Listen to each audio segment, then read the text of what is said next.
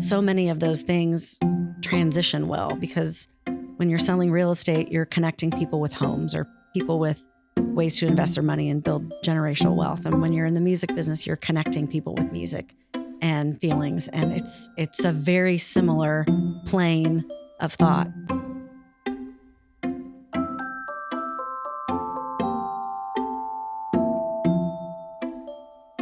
Hey everyone, Michael Conrad here with the Business of Homes podcast. I keep trying to do an intro for all of my lovely guests, and I keep forgetting because I'm having such a great time talking with them. Once again, we have a great guest today, Lila McCann, who some of you know from the music world. She was a successful recording artist for a number of years, but has gotten a lot more involved, of course, in real estate.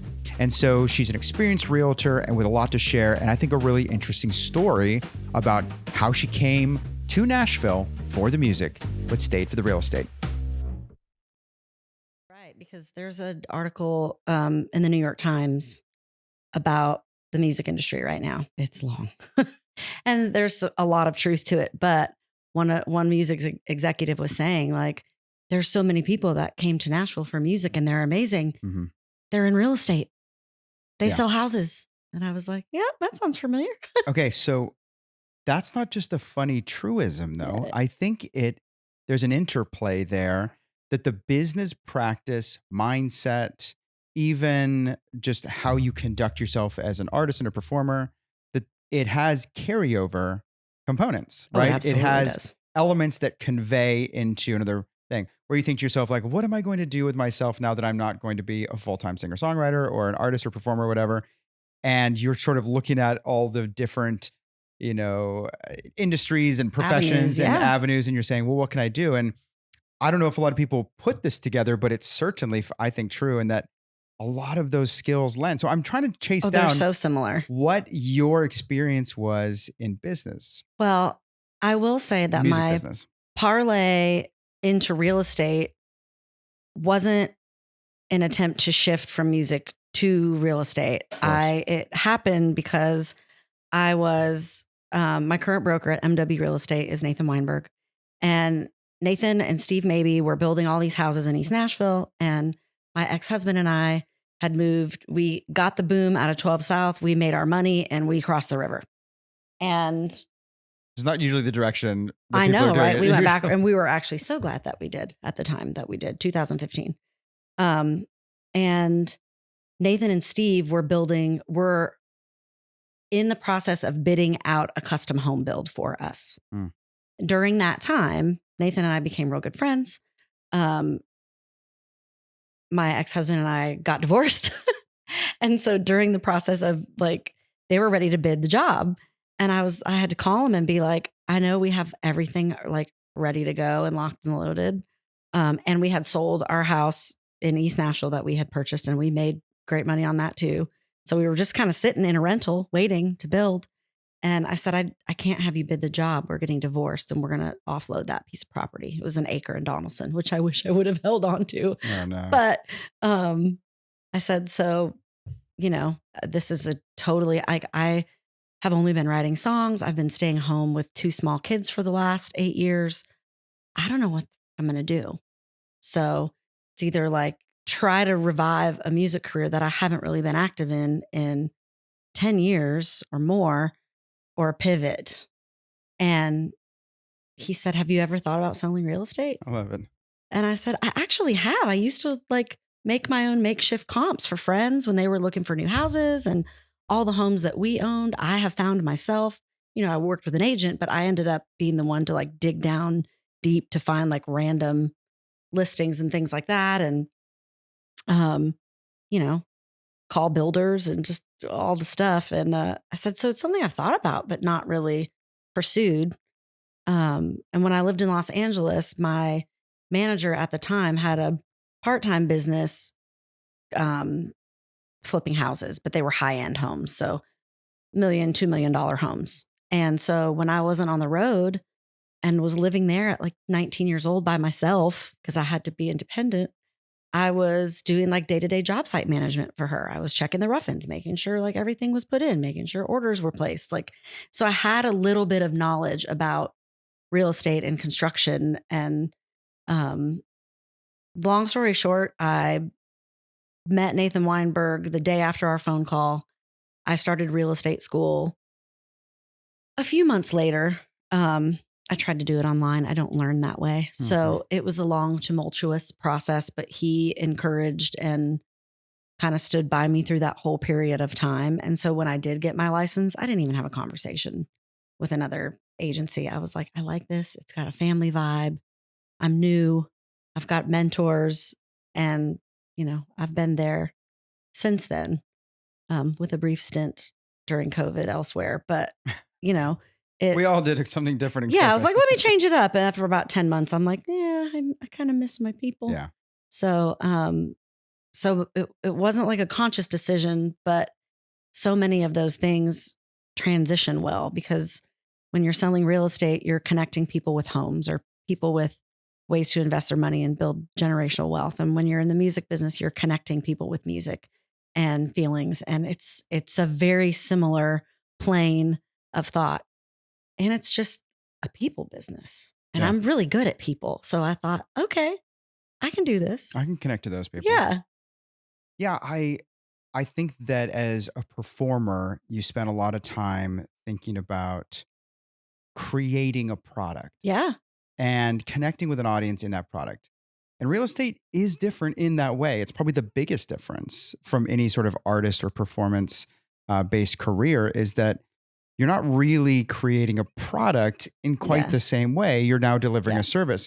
Now you can start to talk about the interplay between those two things of like, oh, well, the product is you and your business and that's what you're selling and that kind of thing. But at the end of the day, it's really more about data, numbers, and what's going to make me the most money, not as an agent, but as somebody who's buying real estate. Right. And as an agent. And so, let's go back. Let's go back to when you were first in music business and you were doing that. What did you learn along the way that kind of helped you understand, oh, this isn't just performance. This isn't just passion. There is a business behind music. Because I think when we learn for, folks like yourself that were in the music business, what those things are, we'll start to see the connections back to real estate too. I mean, I think I will say there's a lot of connectors. One of the biggest struggles that I've had is I started the music business at such a young age. I was 15 years old. I was in high school. And I was touring with George Strait on the weekends. Like, it was crazy and amazing. However, I was very motivated. So, I love to work and do things, but in that area, you're given a schedule and you show up and do your job at the time you're called. And that, in a sense, and you perform. And so outside of just having like a songwriting schedule, I had never had to self-start anything. I didn't have a schedule. I did whatever I wanted, whenever I wanted, unless I was told to be somewhere, And so that was, and still is, a struggle for me from a business mindset, because if I don't block my time accordingly, I'm wasting it. And so that's been something that I've had to learn to get better at. But it is sales, and it's selling yourself and also selling your knowledge set, your knowledge base, and that you know what you're talking about, and admitting when you don't know what you're talking about, and asking the right people for the guidance and the answers that you need, and being okay with saying, hey, I don't know the answer. Let me find it for you. And that's hard because, surviving in the music business is ego. And in real estate, you kind of have to put that ego on a shelf and just listen. And for somebody that's used to talking, learning how to listen has been great, but also eye-opening. Yeah, I would say that has been a really similar experience for me. I came from the world of production and performance, not in music, but on the acting side. And, you get accustomed to being the one people are looking at. And you have to have some of that same motivation and drive that puts you in front of a camera or up on stage, or when you're sort of building something new, a business for yourself, or, trying to fill out a career path, on your own. But you're right.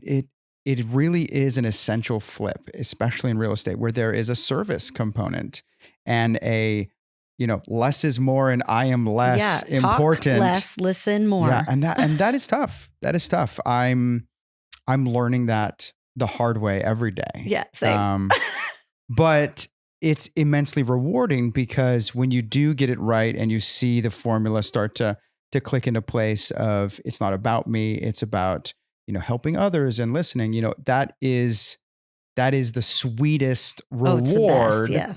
of the motivation to continue.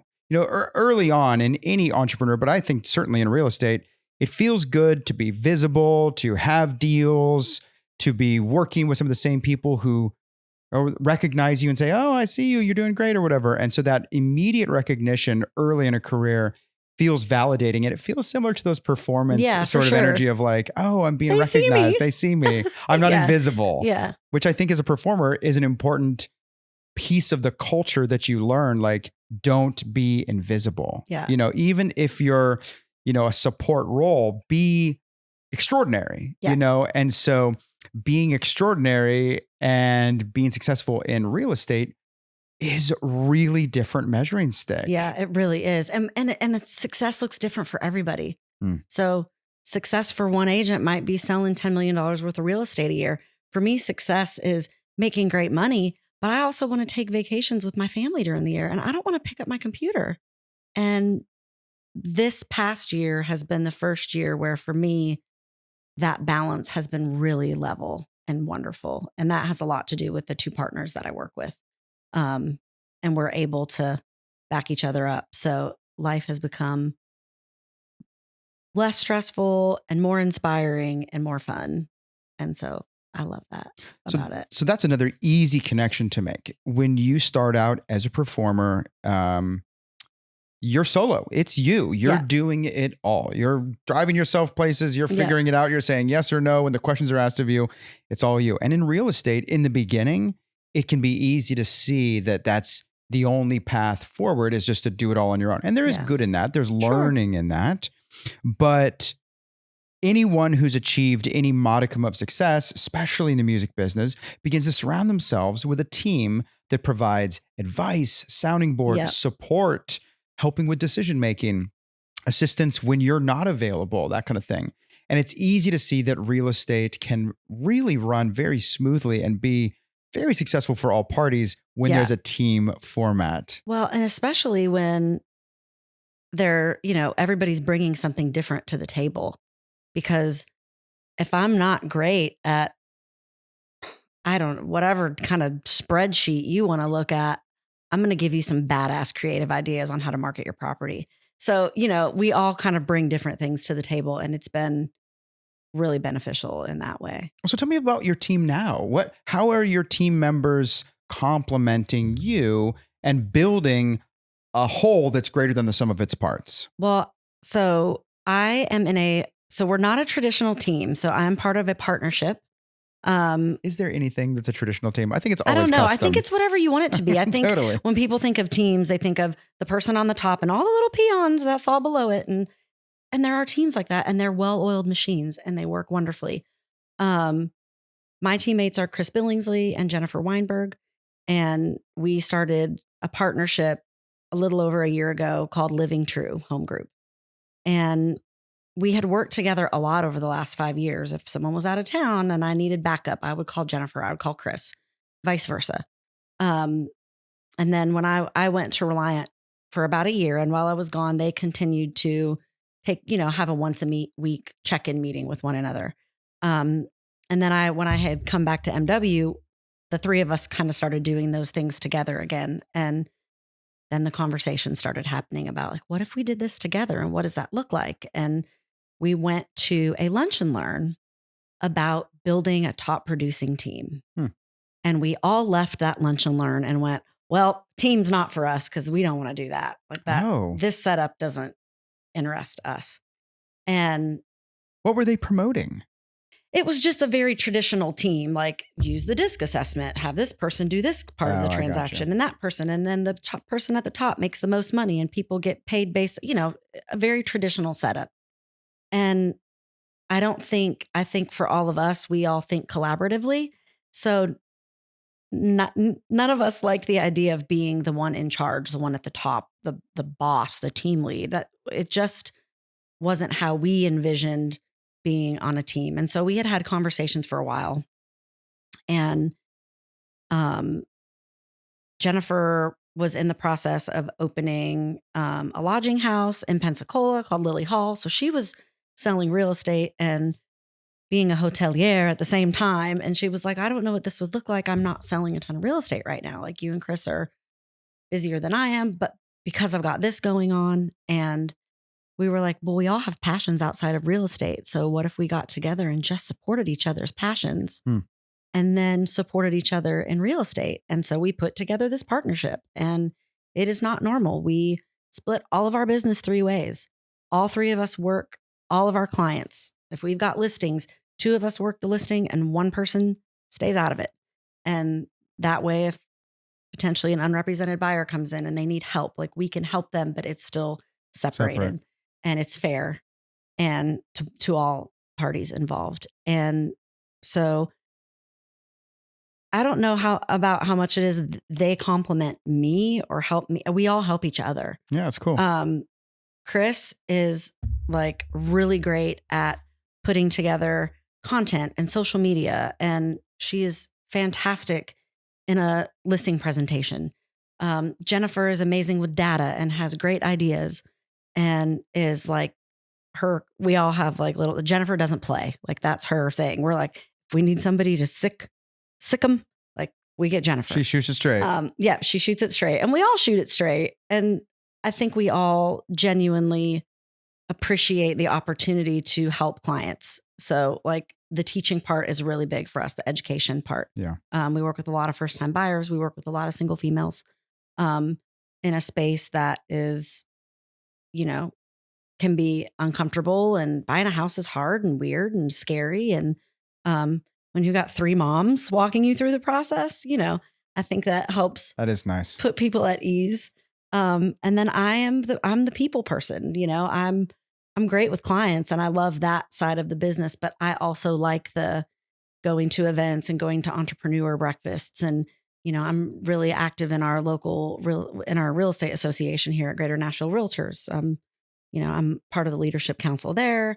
I sit on the board at the LGBTQ Real Estate Alliance, which is tied in with NAR, creating safe spaces for the LGBTQ plus community to, get through that barrier of entry to purchasing a home. And so we all have different things where we shine. And so when we come together, it's really, really cool. The synergy is really great. Yeah, I think that's a very special sort of situation. And I think it takes trust. Yeah, takes a lot of trust. People would be maybe uncomfortable with that, because you have to be just a never-ending contributor, because it's a slippery slope. And if you start to go down the road of who's doing what, let's measure it, or let's erect some sort of quotas or standards where there's a minimum contribution, then you're focused on sort of the dark side of the coin of like, what am I missing out on, or what are others not doing? But if you focus on the light side of it and say, well, if I'm just a constant contributor, a constant supporter, a constant encourager, then I'm getting out of it what I want. Exactly. I'm probably getting those things as well, at least if it's mildly healthy. Yeah. And I'm not going to begrudge what's not being done, because I'm focusing on my contribution more than I'm focused on, what am I receiving out of it? And of course, these things classically throughout history, these types of partnerships, they do break apart because the tides change, the wind changes, whatever. But I think it's lovely. I think it's beautiful. And I've heard of a couple partnerships in Nashville like that. They're rare. Yeah.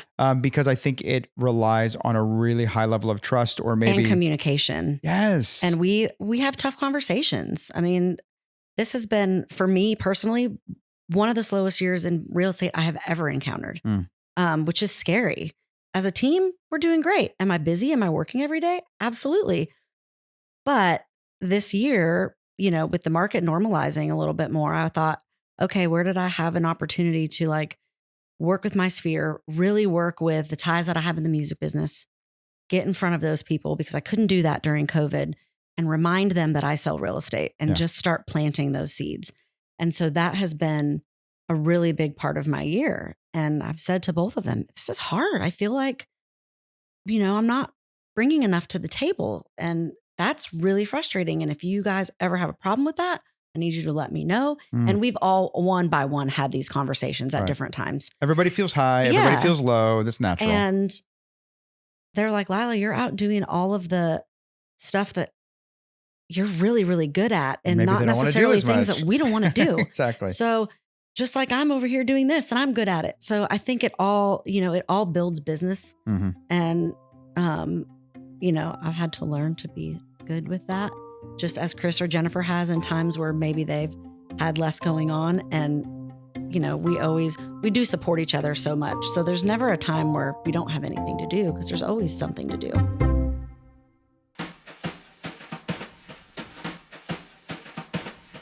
Hey everyone, it's Jake, director for the Business of Homes podcast. I hope you've been enjoying today's episode, starting with Lila's transition from music to real estate, the importance of talk less and listen more, and the origin of Lila's unique partnership. When we return, Lila talks about her entrance to TikTok and the power that it has, how she is bringing agents together, and how to use your previous connections to further your current career. Don't forget to follow us on Facebook and Instagram at the Business of Homes Pod, where you can interact with us and see some great bite-sized pieces from all of our episodes. For you listeners out there, did you know our entire podcasts are filmed and are on our YouTube channel? Check it out next time you want to see our amazing guests tell their stories. And are you currently watching this episode in video format? Don't forget to follow us in your preferred audio streaming service to take us with you on the go. Lastly, do you have any feedback or want to suggest someone for the show? Email us at thebusinessofhomespodcast@gmail.com. Please enjoy the rest of today's episode with Lila McCann. Let's get back to it. There are so many people, we were kind of talking about this before we started recording, that there are so many people in Nashville that came for the music and stayed for the real estate. Yeah.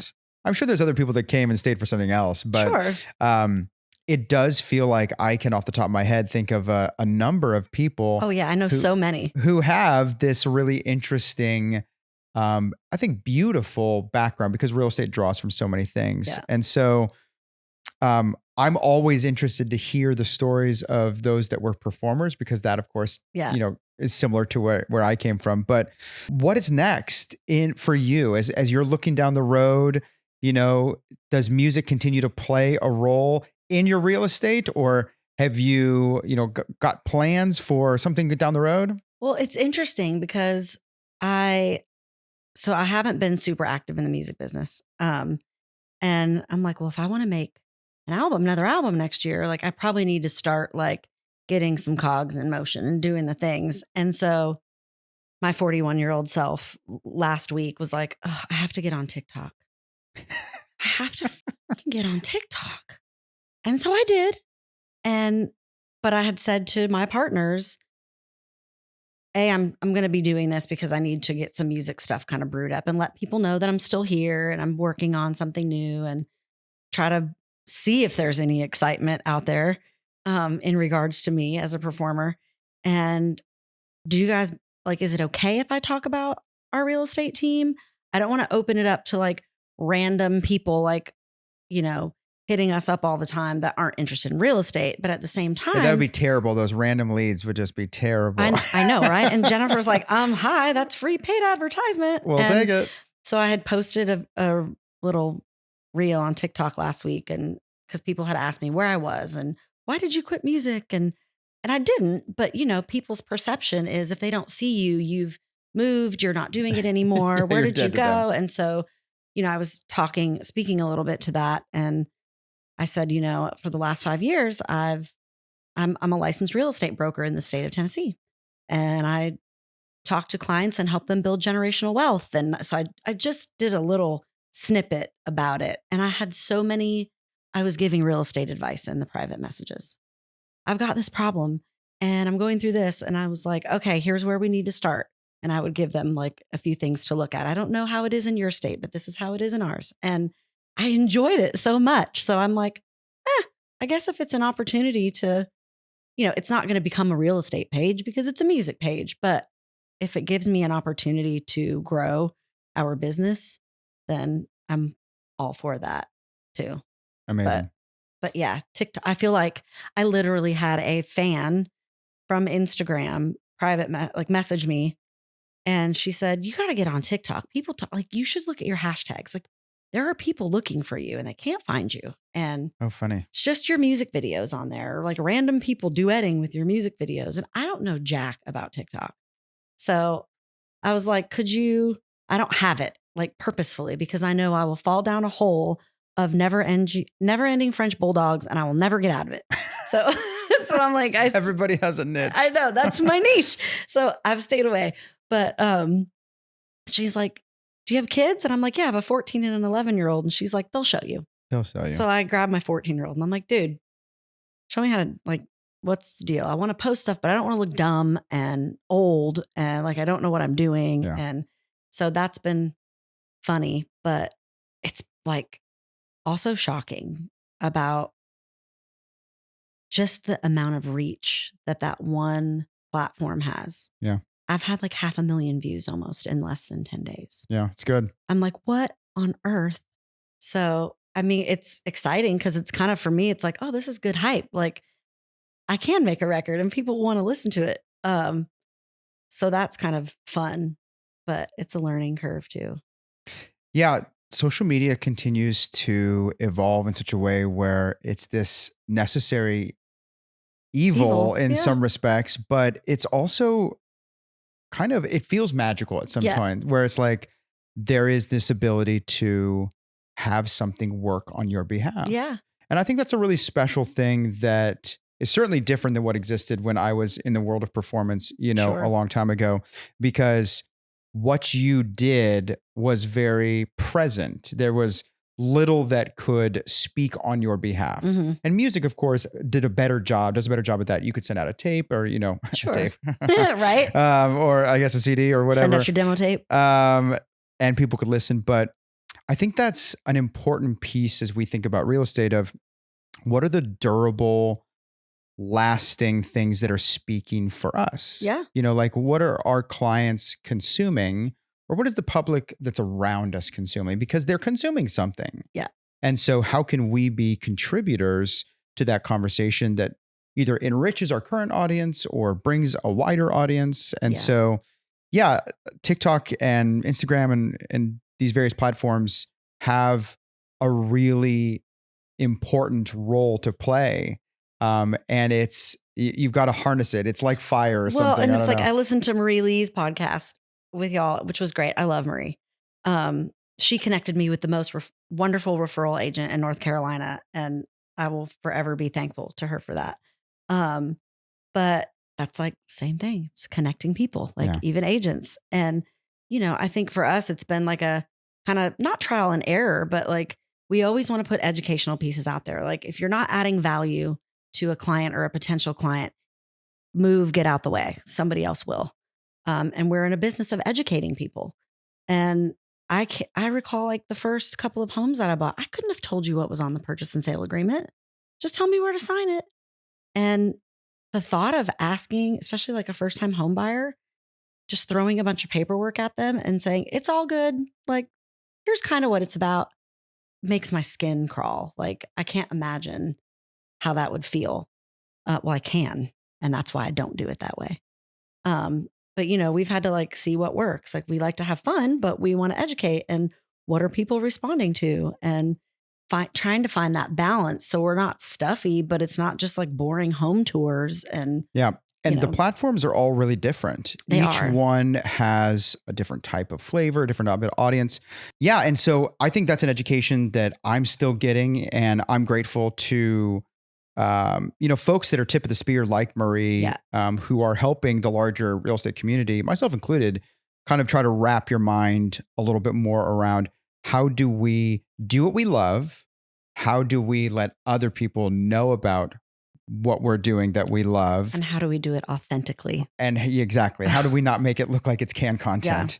And so that can be really difficult. And I think that, again, tying back to music, the authenticity in the product you're creation. So now let's get away from the idea of real estate agent as service person at the moment. And so now let's talk about, you're creating content for an audience, whether it's a newsletter or whether it's an educational class or whether it's, a reel on Instagram, you're creating a product, and that is similar to music. And so you've got to have and maintain a level of authenticity in what it is that you're presenting, how you're presenting it, and the channels in which you're delivering it to people. And that's, of course, where social media comes in. And so that has been the name of the game for me right now in my business, is trying to create not only educational content, but very authentic, where people are saying, okay, this is being presented to me at face value so that I can benefit from it, not so that he can benefit from it. And of course, we're all in business, not in nonprofits. So there is still business practice and angling and sort of intention, but it's about making sure that the real you and the real reasons are showing through. Yeah, for sure. It's true. We had a listing in East Nashville, over in Shelby Hills, and Jennifer had this, I thought it was just a fabulous idea to bring the realtor community together. The market is weird right now. It's a little quieter than we're used to. Interest rates are in the 7s. People are, just pressing pause a little bit. And I think it's our job to show them that it's okay to wait a beat, but it's also okay to just do what works for you. And so she had this idea. We have an East Nashville Realtor page, and posted in that, hey, who else has an open house this weekend? We know it's all been quiet. How can we drive traffic for one another? I've got this idea, and it's called the Race Around East. And I made a map. And if you want to be part of it, I'll throw your listing on the map and print some off, and we'll send each other people that come through our open houses. And if one person gets, or however many, if you go to 5 open houses, you get a prize. And which I thought was a great idea, because hey, it's great to just bring realtors together. We're all in the same business. We're trying to help each other. If somebody comes through your house and it might not be right for them, this one over here might be. You just don't know. And I think East Nashville has a pretty tight-knit realtor community. I think it's a very special market. So she put that all together, and then I called our other partner and I was like, what are you doing Sunday? Well, Jennifer's at this open house, and she's like, I've got some time. Why? What are you thinking? And I'm like, I'm thinking we turn this into a lot of fun, but let's do some social media content. So we got dressed up. It was a shit show, and it was so much fun. We did the Race Around East. So we had our map, and we had time to go to, I think we went to 4 or 5 of the listings. We talked to the realtors. We toured the houses really quickly, and there was a lot of funny, just things involved. So we did it in stories, real time, the whole time. Great. And then there was a lot of B-roll because there was a lot of antics. So we put that together in a funny reel. And we had so many people reach out to us, realtors and potential clients, and say, this was so cool. And you guys made real estate look fun. And thank you for doing that. And we did. We had the best time. And I'm like, oh, we got to do that again. And the synergy, it's one person has this great idea, and then the other 2 roll with it and see, how far we can take it. But that was finding that piece and showcasing homes, but doing it in a fun way to potentially grab somebody that maybe is in the market, and just connect with other people in our business. As I reflect on, all that we've talked about, I'm reminded of some simple truths that you've laid down for us today, of that the spheres that we come from, the places that we come from, end up being incredible foundational relationship opportunity. Absolutely. When you are in real estate. And it's hard. If you're young, you don't have as much of those experience or developed spheres or connections in which to fall back on. But if you come from the music business or really any other location, those are going to end up being just incredibly powerful, constantly replenishing sources of encouragement, sphere, opportunity, and new leads and new business. And that's, I think, just something that cannot be overstated, because a lot of times people who are getting into real estate are leaving something. Yep. It happens where Sure. you're not leaving anything where, you're just happening into it. But a lot of times people are leaving one thing and moving into real estate. Yeah.